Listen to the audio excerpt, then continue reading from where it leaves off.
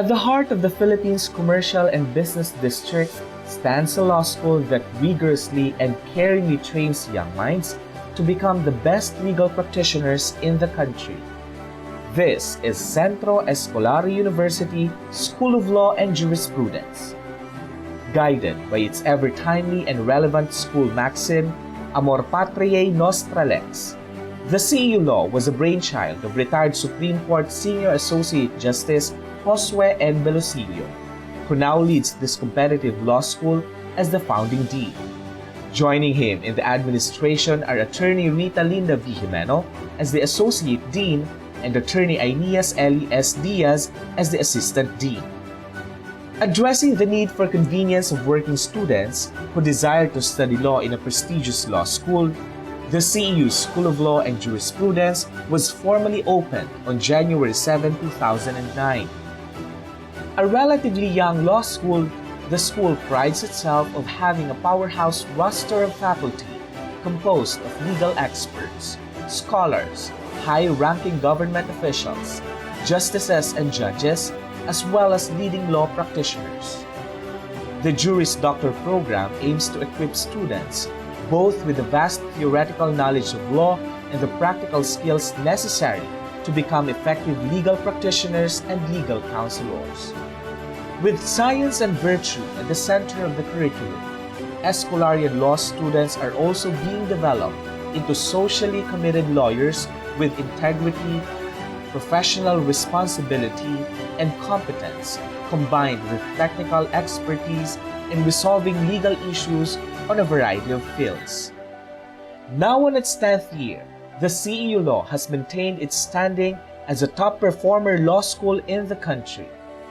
In the 2015 bar examinations, it was conferred 2 awards by the Legal Education Board, one for being the 14th among the top performing law schools for first takers, and 2 for being the 7th in overall. This is Centro Escolar University School of Law and Jurisprudence, your law school of choice. Ladies and gentlemen, the distinguished members of the CEU Administrative Council, Dr. Bella Marie L. Fabian, Assistant Vice President for Administration, Mr. Jericho P. Orlina, Assistant Vice President for Business Affairs, Dr. Maria Flordeliza L. Anastasio, Vice President and Dean of Studies, CEU Malolos, Dr. Olivia M. Limwaco, Vice President and Dean of Studies, CEU Makati, Dr. Rhoda C. Aguilar, University Registrar, Mrs. Maria Rolina S. Servitilio, Vice President for Administration and Accounting, Dr. Carlito B. Olaer, Vice President for Student Affairs, Dr. Erna B. Yabut, Vice President for Research and Evaluation, Dr. Teresa R. Perez, Vice President for Academic Affairs, the University President and Chief Academic Officer, Dr. Maria Cristina D. Padolina, the administrators of CEU School of Law and Jurisprudence, the Dean, Senior Justice Josue N. Velosilio, the Associate Dean, Attorney Rita Linda V. Jimeno, the Assistant Dean, Attorney Aeneas Eli S. Diaz, the faculty members of the CEU School of Law and Jurisprudence, Attorney Arthur P. Otea, Attorney Maria Jonelyn F. Bagayan, Attorney Rosabel Socorro T. Balan, Attorney Anthony Reyodi M. Balisi, Court of Appeals Justice Manuel M. Barrios, Attorney Ana Lea A. Baron. Attorney Raquel R. Duhunco. Professor Charles B. Escolin. Undersecretary Ramon S. Esguera. Attorney Roman S. Esguera. Dean Lope E. Feble. Attorney Maria Corazon D. Garciano. Attorney Donna Z. Gasgonia. Supreme Court Justice Alexander G. Hesmundo. Attorney Joseph Benedict G. Hesmundo. Attorney Daniel S. Hofilenia. Attorney Hazel Faith J. Hormillosa. Attorney Antonio P. Hamon. Attorney Nicanor B. Jimeno. Attorney Nikki Sara V. Jimeno Navarro. Undersecretary Romeo C. Lagman. Dr. Rodora M. Ledesma. Senator Jose D. Lina. Attorney Antonio Cesar R. Manila. Court Administrator Jose Maidas P. Marquez. Attorney Nico Robert R. Martin. Dean Florencio M. Martinez. Attorney Rowena S. Martinez. Dean Domingo M. Navarro. Judge Marjorie T. U. Nolasco. Attorney Jaime G. Oracion. Attorney Mark Aldrin M. Quintana. Dr. Antonio Alejandro D. Rebosa. Attorney Marie R.C. Ann M. Cercado. Attorney April Gail U. Solier. Attorney Crystal Francine L. Tiu. Attorney Giffany Tenten L. Tongohan. Sandigan Bayan Justice Zaldi V. Traspeses. Dean Roderick P. Vera. And Attorney Luis Vera Cruz Jr. Escolarian netizens, parents, candidates for graduation, faculty members and staff, welcome to the first ever virtual graduation of Centro Escolar University School of Law and Jurisprudence. Let us give respect to our national flag by singing the national anthem led by the CEU Conservatory of Music.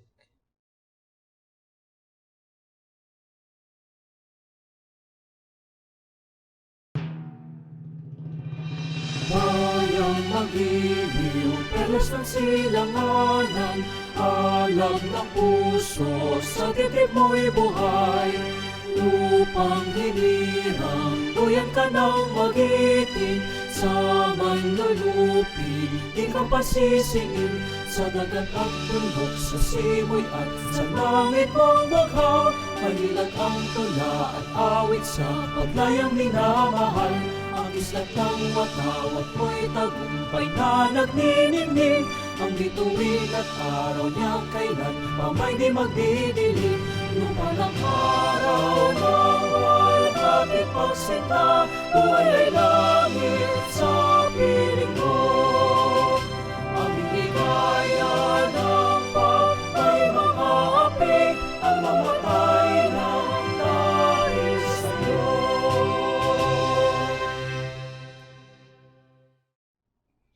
To give us an inspirational message, please welcome CEU President and Chief Academic Officer, Dr. Maria Cristina D. Padolina. Warm and joyful greetings to everyone. Pomp and Circumstance by Edward Elgar is the traditional processional march during graduation programs. You should have been processing to the beat of this march during your graduation, which would have been held at the Manila Hotel. The 2020 graduating class of the Centro Escolar University certainly deserves the pomp of a graduation program. I regret that we are not celebrating together today and enjoying the grand fiesta pavilion of the Manila Hotel. You must miss the photos you would have taken with your classmates and former professors. But I am sure that even lacking the pomp, your parents, your loved ones, your professors, and your dean are just as jubilant and elated with your achievement. And our warm congratulations to them is no less exuberant and fervent. They have worked hard to nurture you that you may reach your fullest potential. The lack of pomp because of the limitations brought about by the COVID-19 pandemic is made up by the extraordinariness of the circumstance of your last term in the university and this, your graduation program. The 2020 graduating class will always be special and will be recorded so in history books. You are not just special, but privileged. Privileged because of the additional education you received and continue to receive from this time of pandemic. These lessons you would not learn at any other time. Do not regret what competence you think you missed to develop with the sudden shift of learning mode in your last semester. Instead, value the strengthening of character you gained. Appreciate the challenges of the conditions forced on us by the pandemic. Learn from them. Open your mind. Open your heart. Transform the challenges into opportunities. You just might be surprised with what you are capable of accomplishing. You may have had no choice in getting immersed in this situation, but you have a choice in the response you make. Choose well. Choose wisely. Value the empathy this virus engenders. The virus teaches us to care. We witness or hear about others who do. We hear about the pizza delivery boy who used his tips to buy bread that he gave away to those he met along his delivery route. We hear of someone who volunteered to buy the medicines of his neighbors who could not go to the drugstore. So many stories of kind-hearted folks, stories that must move us to also find opportunities to be kind, to be of service to others, to lighten their load. Or sometimes we ourselves are the objects of kindness and we long for a chance to pay it forward. We learn that we cannot be unconcerned about the welfare of others. The virus teaches us that if it infects others, that infection may be passed on to us. It teaches us that if we want to be safe, we need to keep others safe as well. It teaches us that in order to reduce our risk in contracting the disease, we must also reduce the risk to others. Google how to protect yourself, and you are led to websites that almost invariably say, protect yourself and others. Let the misery, the suffering, the heartache you see around you to sensitize you. You will be better professionals and persons for it.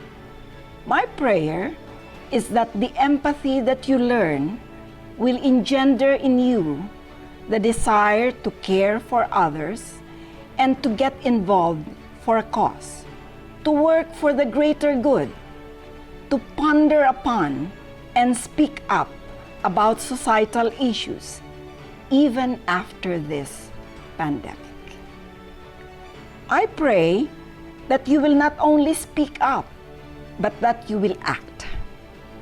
Like the time you encountered someone who was not wearing a mask, and you ask that person to wear one. Or even better, that you gave that person a mask so that he can wear one. I hope you will remember what many others had paraphrased from a supposed quote from Edmund Burke. Quote, "All that is necessary for the forces of evil to take root in the world is for enough good men to do nothing." Unquote. You are good men and women because you graduated from CEU. Do your part to fight the forces of evil.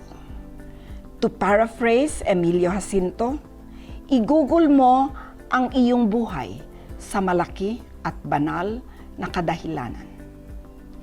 Treasure the perseverance this virus stimulates. Someday, when you encounter a difficult situation, you will know how not to give up. Stand up to the virus. Do not let it beat you. Claim your victory over the despair that it can cause. Remember also what this pandemic has shown about the essential role of science in solving problems like this pandemic. This COVID-19 pandemic has brought to our attention how building up a scientific temperament and the cultivation of a scientific culture are critically important to tackling a pandemic of this scale. Remember that science is a reliable arbitrator and a guide to informed decision-making. In your years in CEU, you must have heard many times the value of the university's philosophy, Ciencia Y Virtud. Loosely translated, especially for you who are just starting on your careers, or those who are moving on to higher levels, Ciencia Y Virtud means competence and character. The inseparable combination of both is the mark of a true Escolarian. You need character to use your competence for good. You need competence to put your compassion into action. You need to have both to have a fulfilled and productive life. As you leave the portals of CEU, I hope that you will bring this philosophy with you and that it will serve as your maxim for life. I wish I could personally hand to you your diplomas as I have done to graduates of previous years. But one of these days, when conditions allow, come to CEU when I am on campus. Bring along your diploma and we will have a photo op. Congratulations again to you and your loved ones. Go with God and perform miracles with your character and competence. Thank you, President Padulina. The petition for the conferment of degrees will be delivered by Jolly Ann L. Madrideo, Juris Doctor, Salutatorian.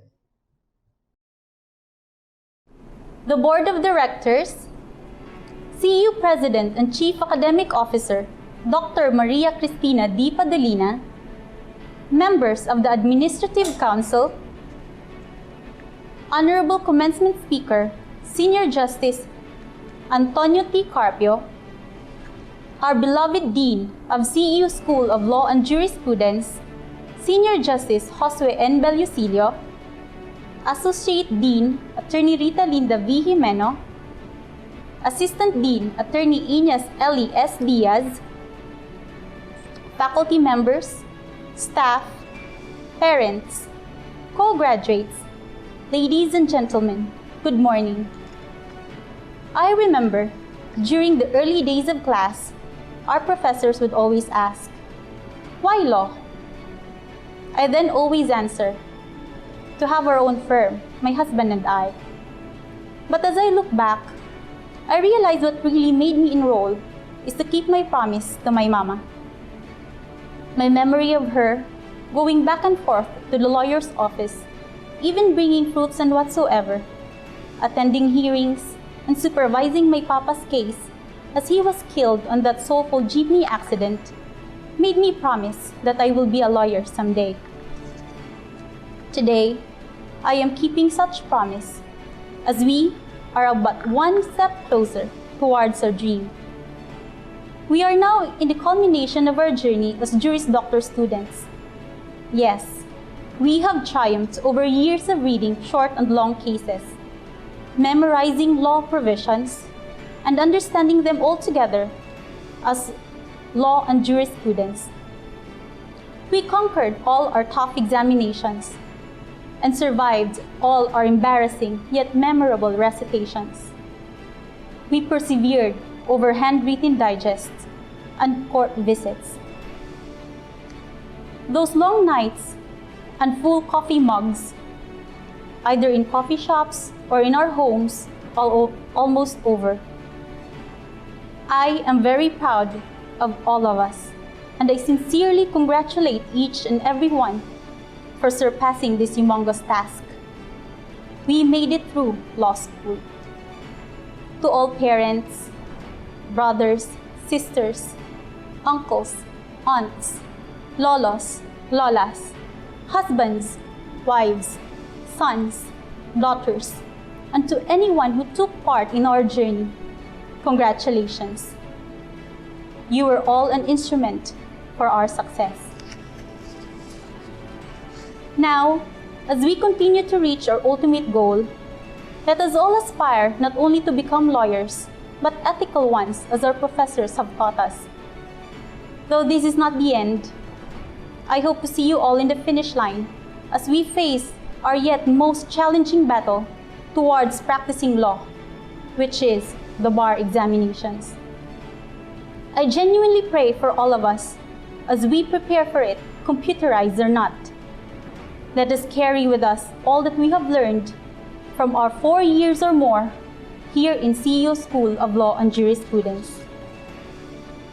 Please let me take this opportunity to thank our dear Dean, Senior Justice Josue N. Bellusilio, and Associate Dean, Attorney Rita Linda V. Jimeno, who were very supportive and ever-present during our walk towards this path. Thank you, Justice. Thank you, Associate Dean. I thank our dedicated professors for their patience, guidance, and wisdom imparted upon us. We hope to make you all proud as we deserved passing your subjects. Thank you, sirs and moms. I thank our sympathetic office staff, Miss Y and Miss Lin, our helpful librarians, Sir Mark and Sir Jello, for constantly assisting us. Thank you for your care, your advices, your company, and most especially your sumptuous food we will surely miss. I thank my friends inside and outside law school for the sense of normalcy and keeping my sanity despite being a law student. It has become more bearable with all you by my side. Thank you guys so much. I thank the upper class before us who also helped us steer our way from first year to fourth year. Thank you, Ates and Kuyas. I thank you, my dear classmates, co-graduates, for the friendship, bonding, and cooperation all through these years. Your shared books, borrowed photocopies, sent soft copies, useful notes, and constant Facebook and social media notifications were essential tools in making it this far. Thank you, Ridendo Singula Singilis. I especially thank my husband, Aldrin Madrideo, for all the love, consideration, and support in all aspects as I took on this voyage. You always remind me to take a break, then urge me to continue on thereafter. Thank you, Daddy. I thank my son, AJ, my stress reliever, for the encouragement and forgiveness for all my shortcomings. Thank you, anak. I thank my mama, Dayday, for believing in me that I can achieve all my dreams despite my failures. Thank you, Ma. I thank my Papa Buy in heaven for the inspiration. Thank you, Papa. I thank my in-laws, Mama Bebe and Papa Ton, for backing us up when we have no one to look after AJ. Thank you, Ma, Pa.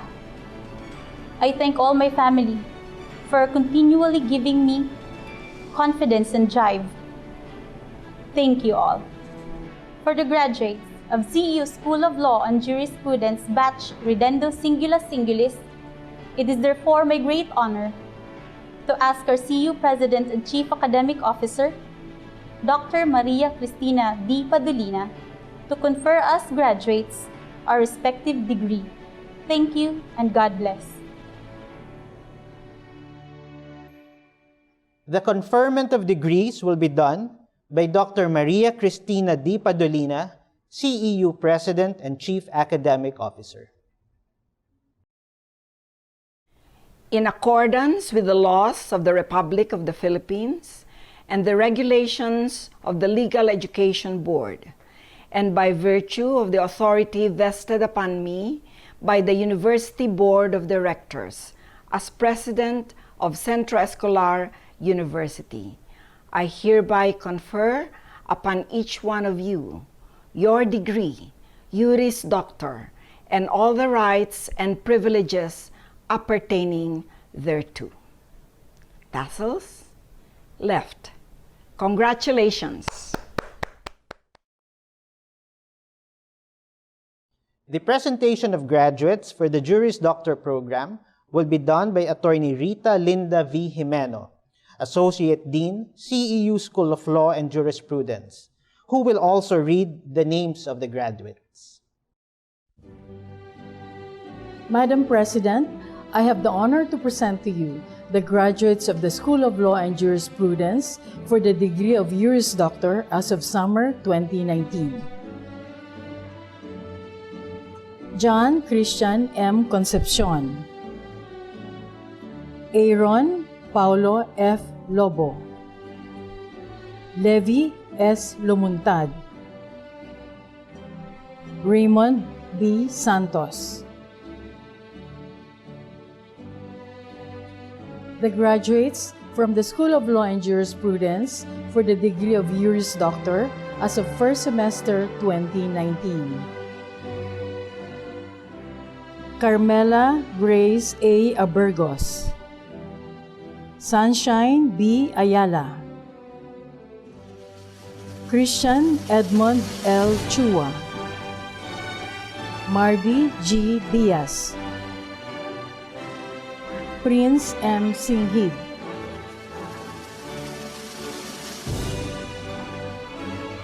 the graduates from the School of Law and Jurisprudence for the degree of Juris Doctor for the second semester of 2019 to 2020.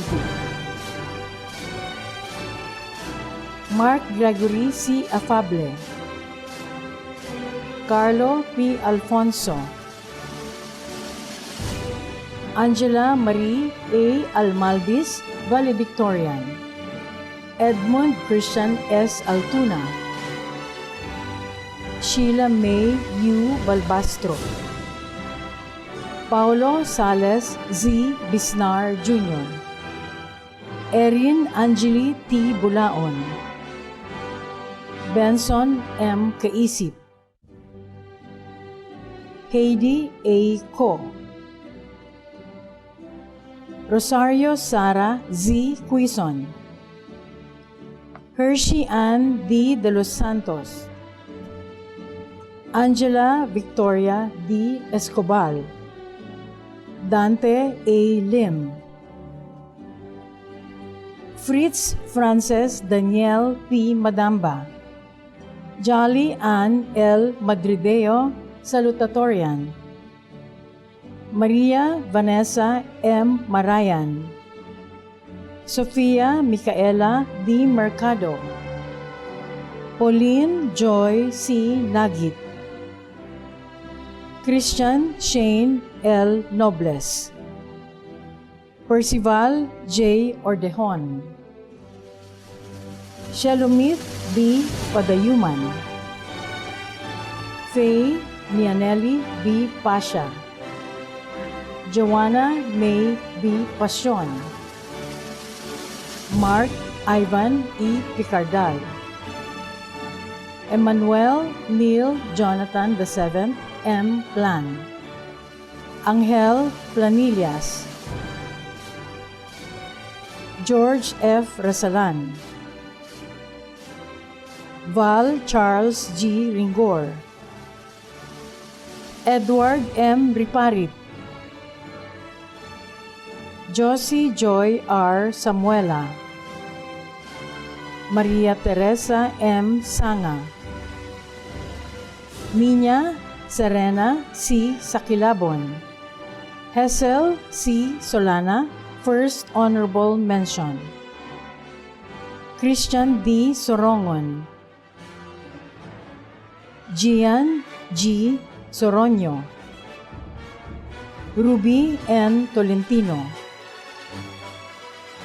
Mark Lester G. Trinidad, Maria Lourdes E. Ubana. To present the honors and awards, may we call on again Attorney Rita Linda V. Jimeno, Associate Dean, CEU School of Law and Jurisprudence. Madam President, I have the honor to present to you the recipients of special awards. The Centro Escolar University Alumni Foundation Inc. Gold Medal Award for Outstanding Academic Performance is awarded to Angela Marie A. Almalbis, Juris Doctor.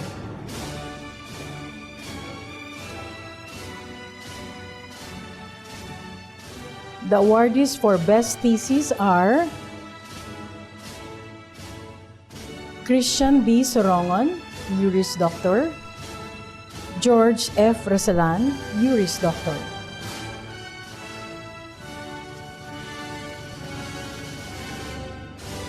Madam President, I have the honor to present to you the graduates with honors. Hesel C. Solana, First Honorable Mention, Juris Doctor. Jolly Ann L. Madrideo, Salutatorian, Juris Doctor. Angela Marie A. Almalbis, Valedictorian, Juris Doctor. The address of thanks will be delivered by Angela Marie A. Almalbis, Juris Doctor, Valedictorian. The Board of Directors, Madam President and Chief Academic Officer, Dr. Maria Cristina D. Padolina, members of the Administrative Council, Vice President for CEU Makati, Dr. Olivia M. Limuaco, Honorable Commencement Speaker, Senior Associate Justice Antonio T. Carpio, our beloved Dean, Senior Associate Justice Josue N. Belusilio, Associate Dean Attorney Rita Linda V. Jimeno, Assistant Dean Attorney Agnes Eli S. Diaz, CEU Law faculty members and staff, parents, relatives, friends, fellow Escolarians, ladies and gentlemen, good afternoon. Motivational speaker Susan C. Young once said, "A diamond's creation requires immense pressure and intense temperatures to reach its highest potential. Without enduring the adversity and pressure of its environment, the diamond would never become the treasure it was meant to be." These words have taught me that for a diamond to become well polished and well refined, it has to undergo immense pressure and intense heat. Correspondingly, a person is like a diamond. He must be willing to endure challenges and be broken, cut, and hurt so he can reach his highest potential. The perfect example of our law school journey can be found in how diamonds are made. Diamonds aren't naturally beautiful. They are formed from carbon, added with heat, pressure, and time. Only then do they reflect light and sparkle. To illustrate how our journey is related to the diamond creation process, I have likened the 4 ingredients of a diamond to our law school journey. First, carbon. The creation of a diamond starts with just a plain old carbon. When we first decided to enroll in law school, we only have ourselves, raw, plain, rough, and unpolished selves. Just like carbon, we were nowhere near a highly valued stone, such as a diamond. We were just starting, trying to become the person we want to be, and training to be a worthy lawyer eventually. I could still remember the day I walked into the CEU Makati building. I was a naive, innocent, simple girl from Rojas City, Capiz, who brought nothing to Manila, but only my dreams and my determination to become something my family could be proud of. Freshman year was hard because I was trying to fit in a place far different from where I grew up in the province. At that time, I didn't know how to brief cases, understand law provisions, or prepare for daily recitations. There was one time when I wanted to impress a professor so bad, I memorized all the assigned cases for that day.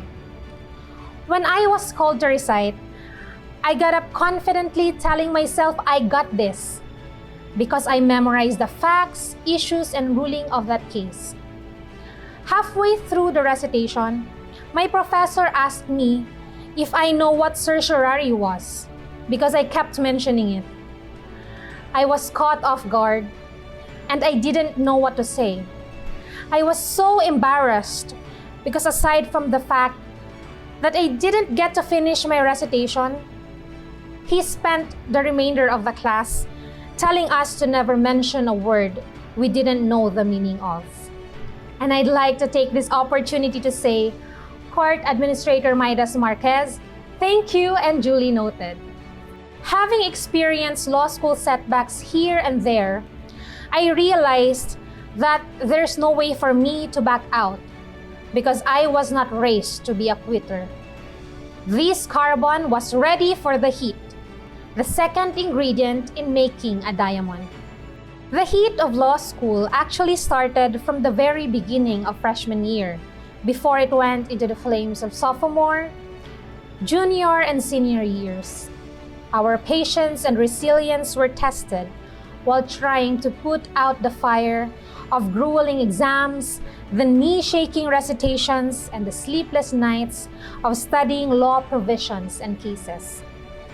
What really helped us minimize this heat was each other's sympathetic presence. The friendships formed in law school are special. We all went through the most complicated part of our lives together. We witnessed how each other responded to victories, hardships, and failures. We saw each other laugh, cry, argue, and get embarrassed in front of the entire class, which in law school is a normal sight. The heat of law school slowly cooled down, all thanks to our digest groups and radio friends. Then comes the pressure of graduating from law school. Pressure is the third ingredient of a diamond. Diamonds under pressure transform. So do we. A law student goes through the pressure of doing well in law school in order to graduate. Pressure is normal, so they say. I believe it is a good thing when you know how to deal with the pressure. And the last ingredient in making a diamond is time. All good things take time. The ATTY and the infamous dot before our name are the grandest goal for all law students. And it certainly takes time to get there. Not all of us finished law school in 4 years. Some of us took more than that to get where we are today. I personally know someone who finished law school behind her batchmates. She was so passionate about her studies and was doing really well in law school when she was told she had to stop because of financial constraints. Her family couldn't afford her school fees anymore. She had to find a job to support herself and save up money so she could go back to school. With the help of generous people around her, she worked really hard to finish her law degree, and she succeeded. Ladies and gentlemen, I succeeded. But it is not only I who achieved success. My classmates also did. That's why I would like to take this opportunity to thank the people behind this victory. To Centro Escolar University School of Law and Jurisprudence, thank you very much for welcoming us and for providing us with a stress-free environment in a supposedly stressful journey.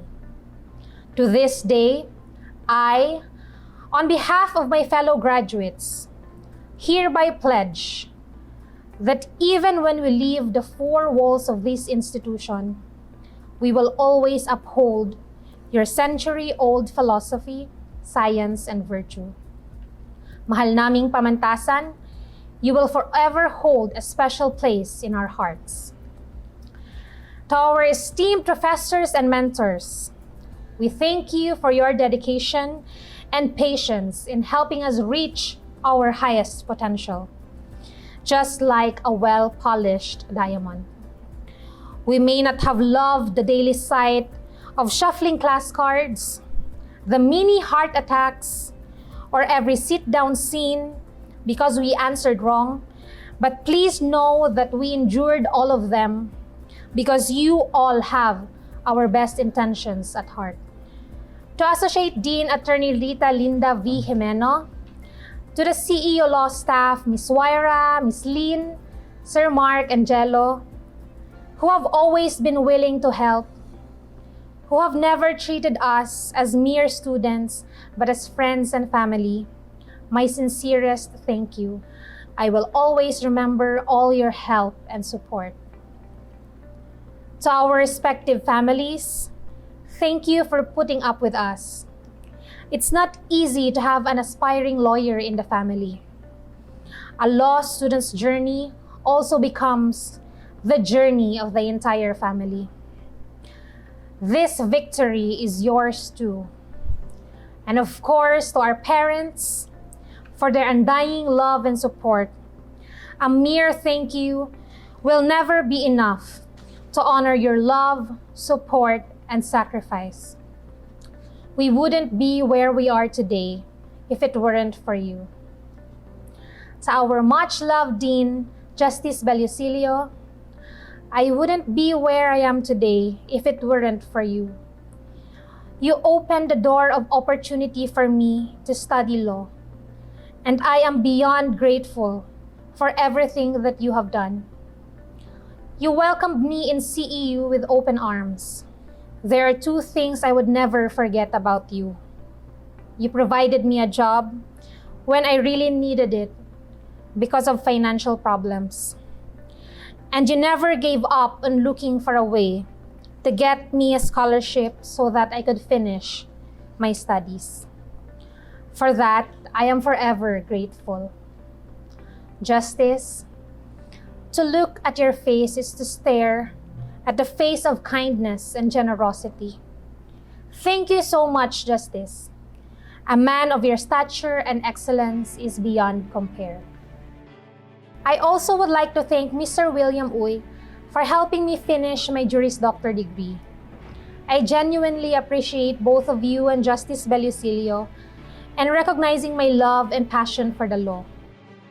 To my supportive siblings, Manang Met, Manang Darling, Manang April and Troy, Manang Vic Jun and Manang Sarah, and my cousin Manang Atene and her husband Manay Dexter, thank you so much for the financial, emotional, and spiritual support. I know that when I decided to study law hundreds of miles away from Raw City, it's not going to be an easy journey, knowing that I would be far away from you. You supported me 100%, to the extent of providing me with a comfortable life here in Manila. All of you sacrificed a lot of things for me so that I could chase my dreams. I'm forever indebted to you. I hope that someday I will be able to repay you. From the bottom of my heart, I share this success to all of you.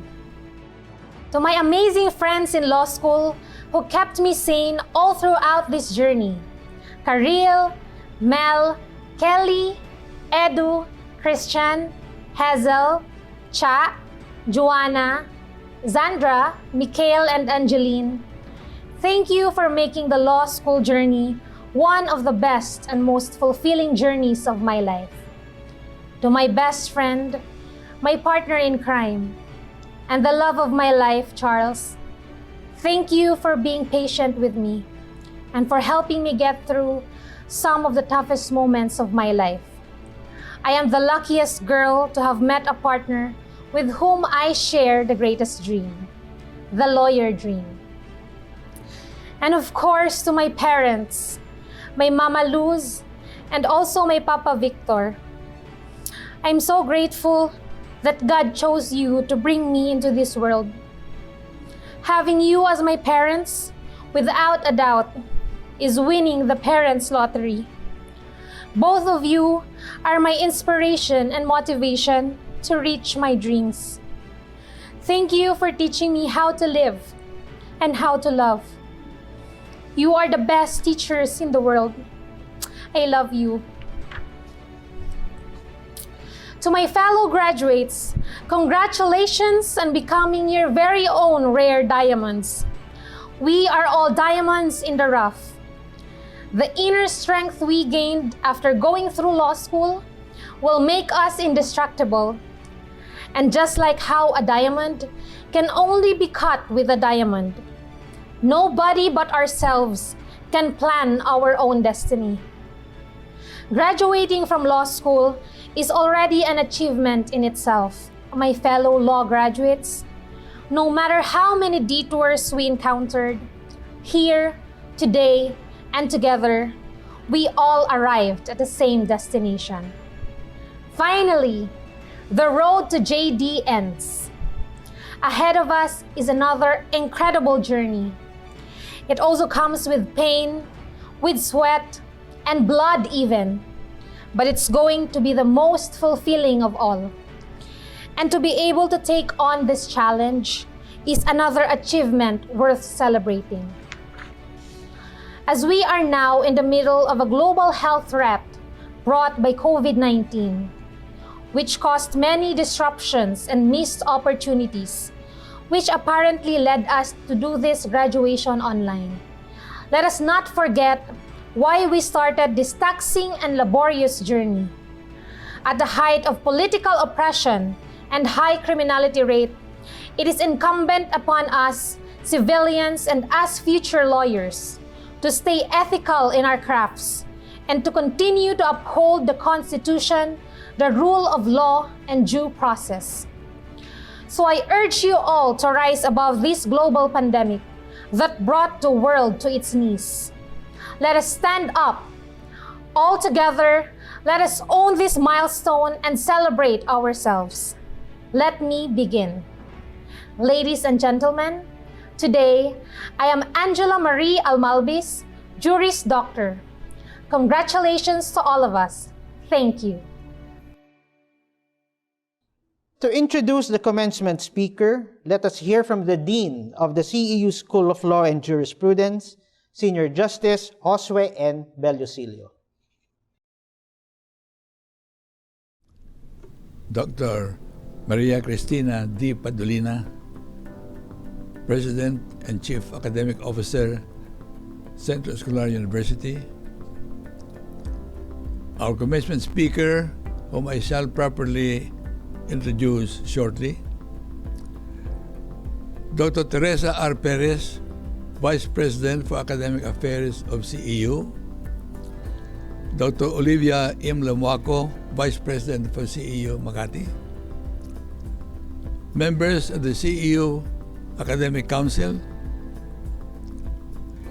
Attorney Rita Linda Jimeno, our Associate Dean, Attorney Enias Eli Diaz, our Assistant Dean, distinguished members of the faculty, our graduating students, their parents, friends, ladies and gentlemen.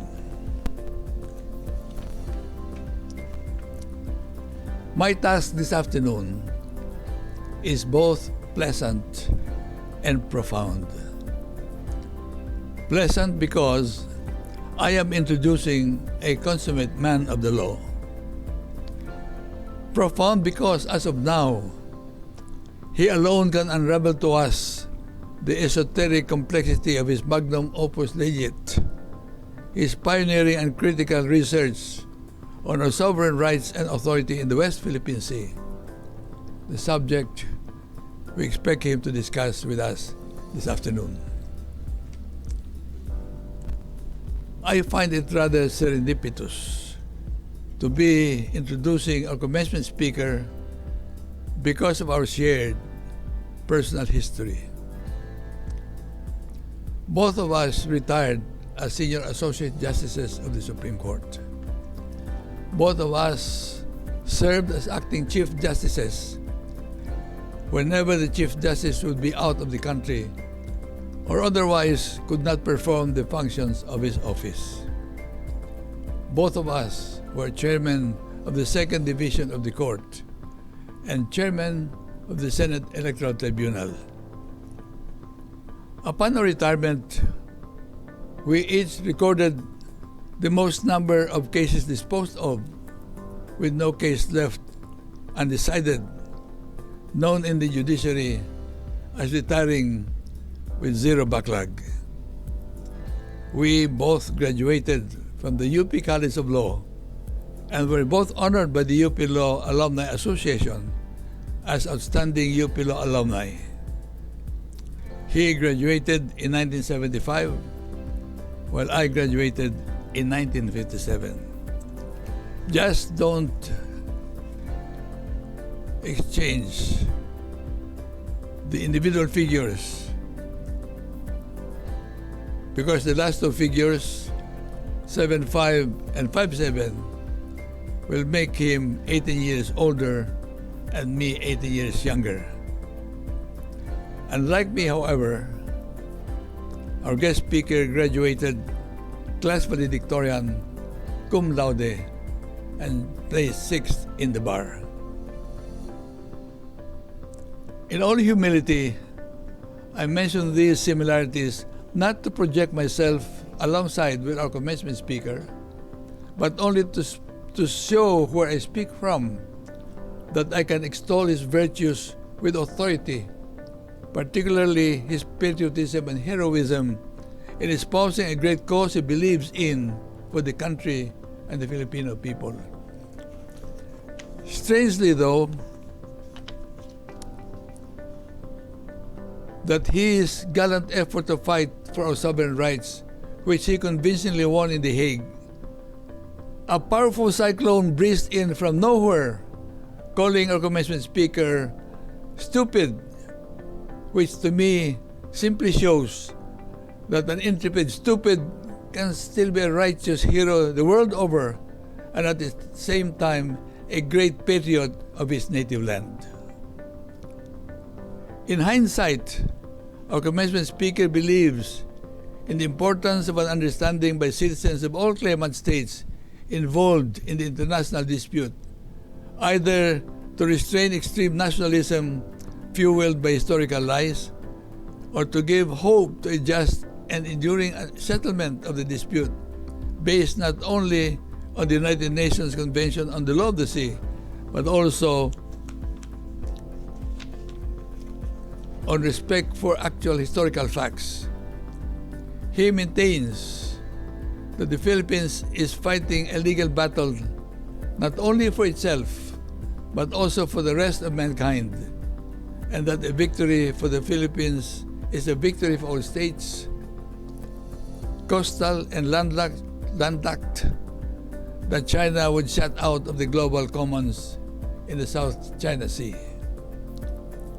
Sometime in 2015, realizing his keen interest to assert and protect our sovereign rights, the Department of Foreign Affairs sponsored our convention speaker on a world lecture tour on the South China Sea dispute.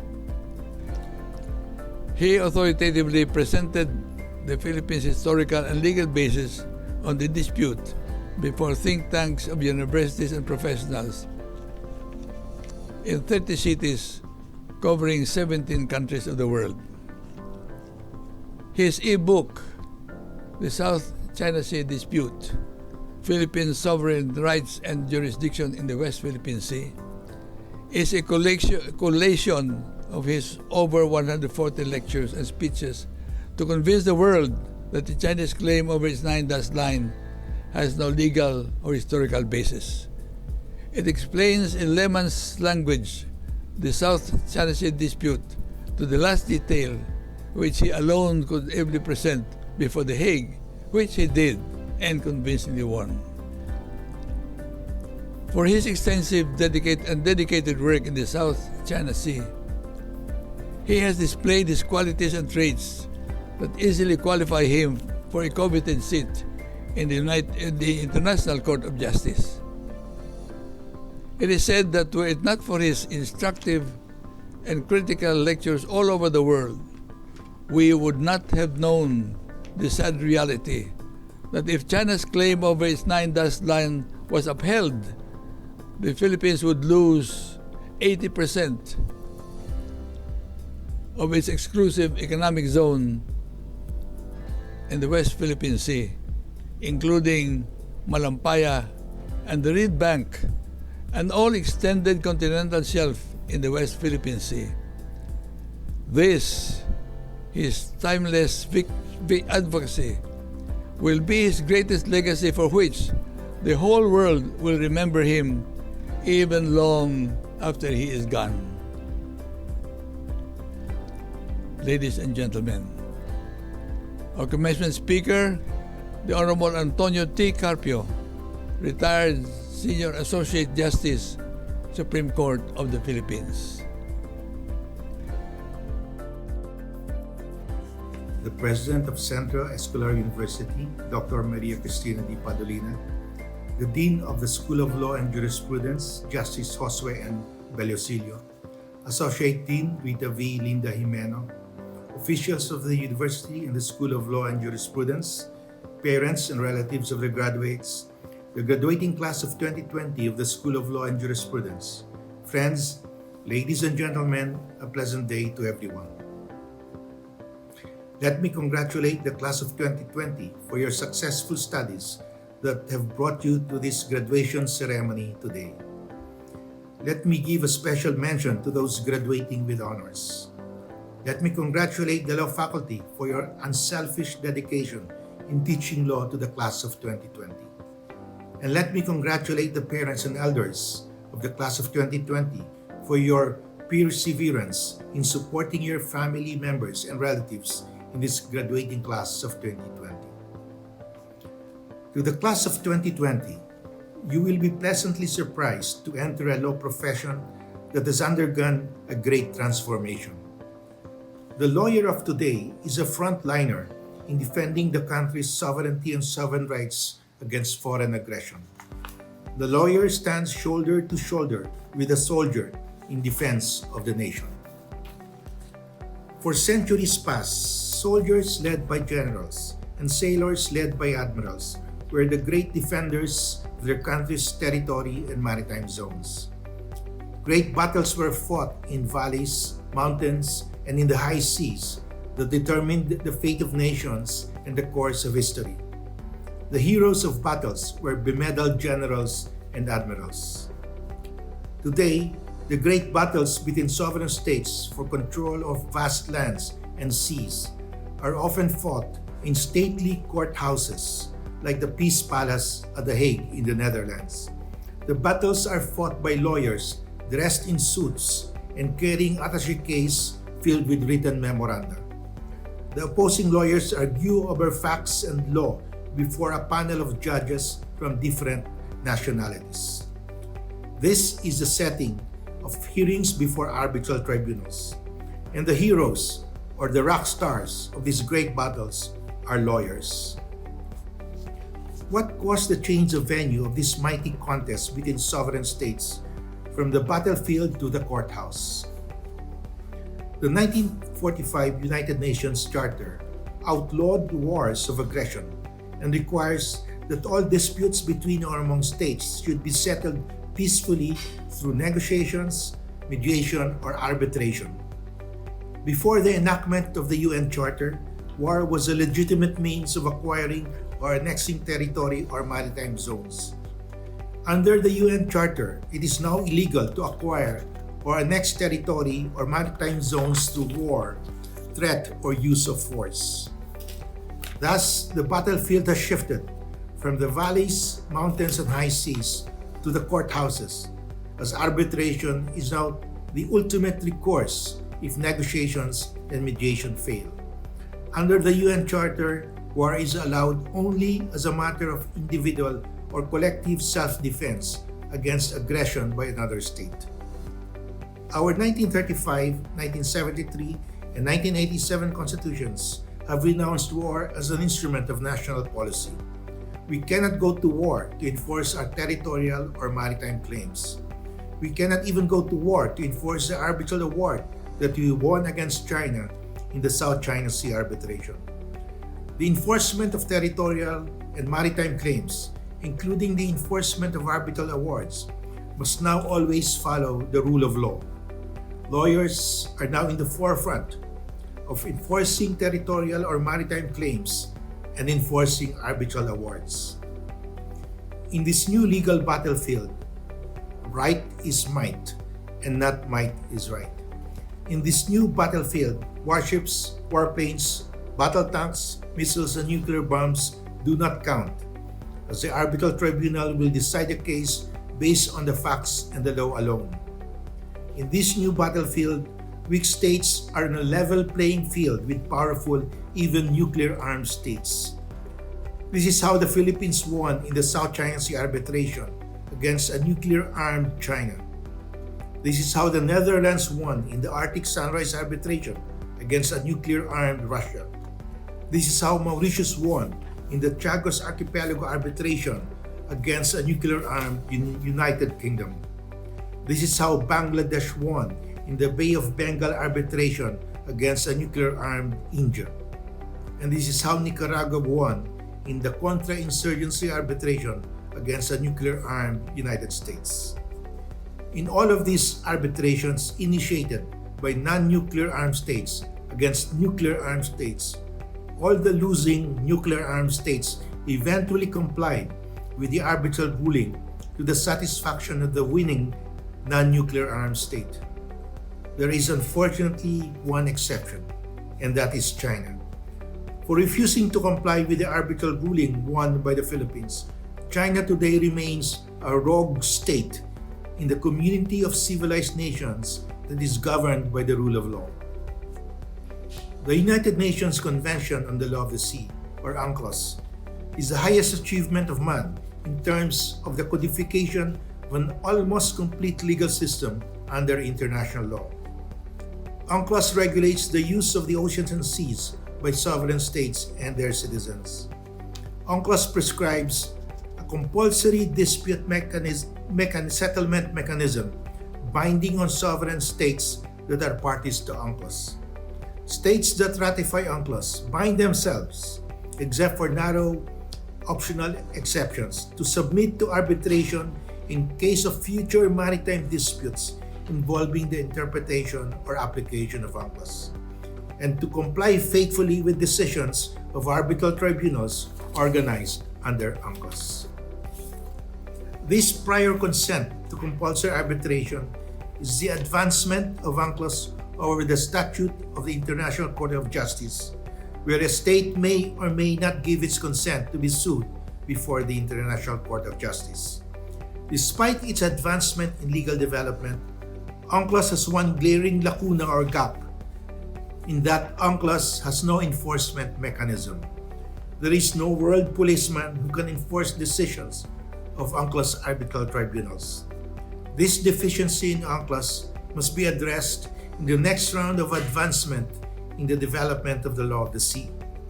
Some of you in the class of 2020 may have the opportunity in the future to contribute to the further advancement of the law of the sea. UNCLOS governs only maritime disputes and not territorial disputes. That is why the arbitral award that the Philippines won in the South China Sea arbitration did not settle the territorial dispute in the West Philippine Sea. There is no international tribunal that has compulsory jurisdiction over the territorial dispute in the South China Sea.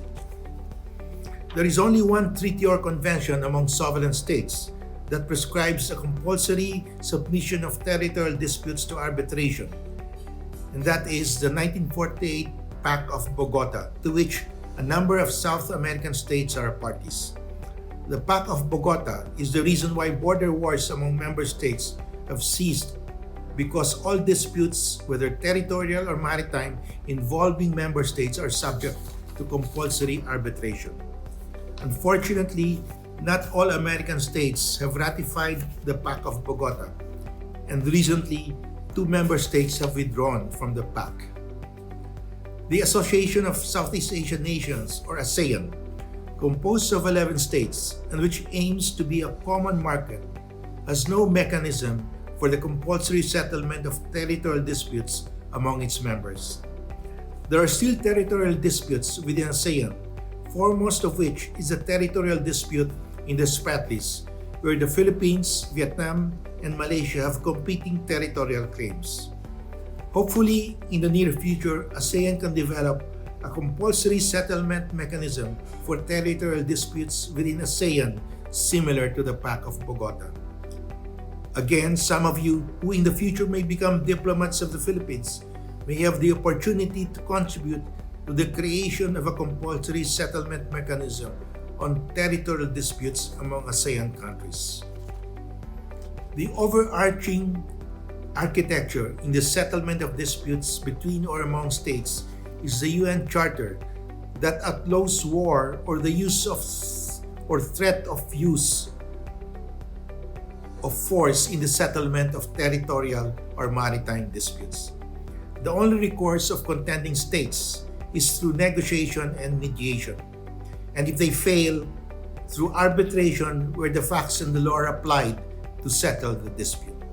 This is where the lawyer's skill are needed, and thus the lawyer today has become a frontliner in defending a country's sovereignty and sovereign rights against claims of aggression by other states. To the class of 2020, many opportunities lie ahead of you when you become lawyers. But one opportunity that you should not miss is the privilege and honor to serve our country in defending our sovereignty and sovereign rights. So after passing the bar and as you practice law, learn more about international law so you could be, as lawyers, frontliners in the defense of Philippine sovereignty and sovereign rights. To the class of 2020 of the CEU School of Law and Jurisprudence, congratulations once again and Godspeed. Thank you.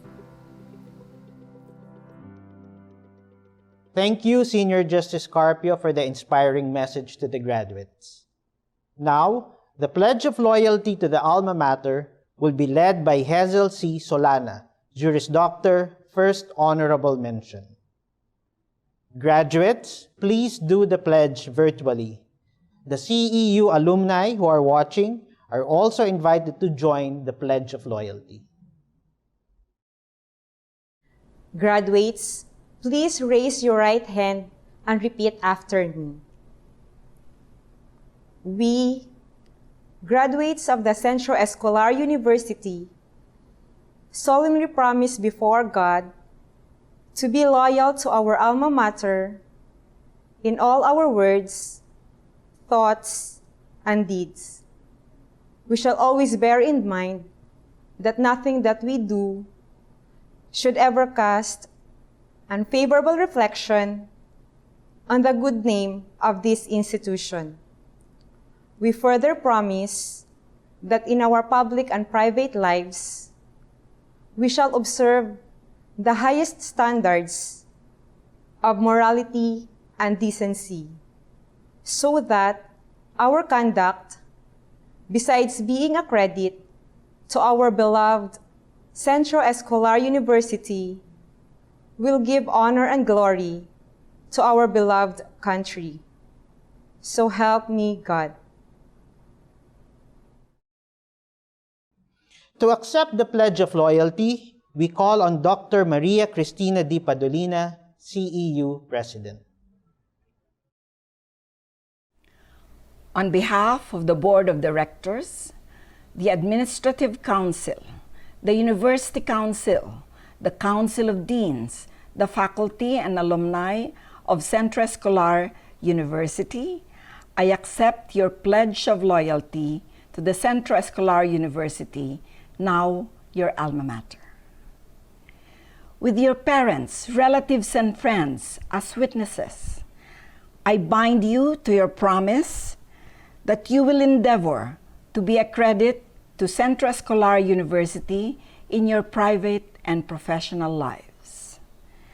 I charge you to use your education to participate actively in the pursuit of national goals for progress and prosperity, to contribute to the eradication of ignorance and poverty, and the mitigation of crime and immorality in our country and of the world. I admonish you as you strive to find your respective places in society, to always give prominence to the philosophy of Centro Escolar University, science and virtue. In the immediate and distant future, do find time to return to your alma mater to renew fraternal ties. The blessings of God be yours to enjoy and to share. Congratulations once again. Ladies and gentlemen, the Centro Escolar University hymn.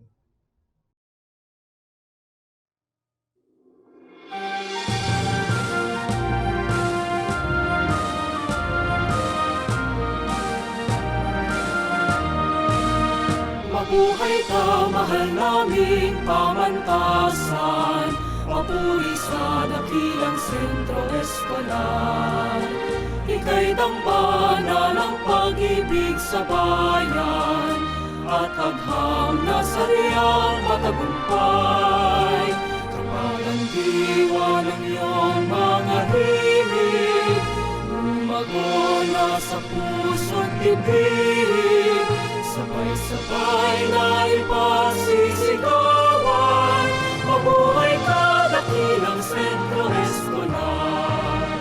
Mabuhay ka, mahal naming pamantasan, papuri sa dakilang Centro Escolar.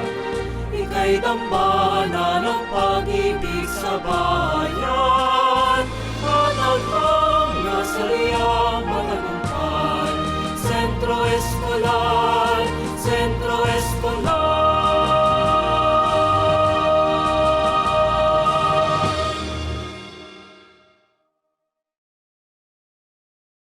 That concludes our first ever virtual commencement exercises. Congratulations again to all our graduates and awardees.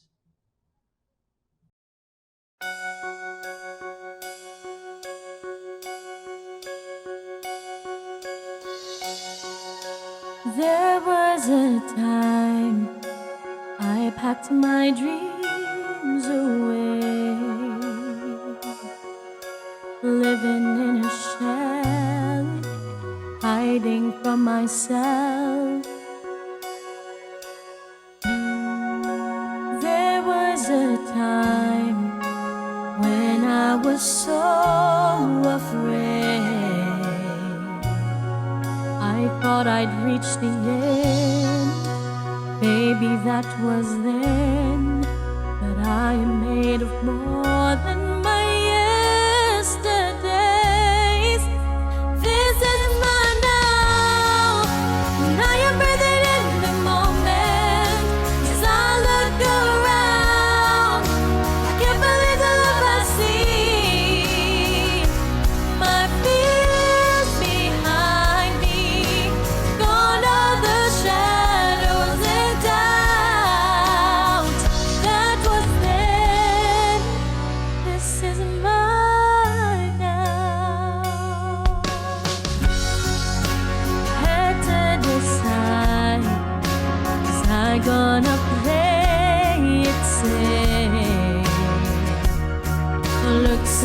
deep inside, trying to turn the tide, find the strength to take that step of faith.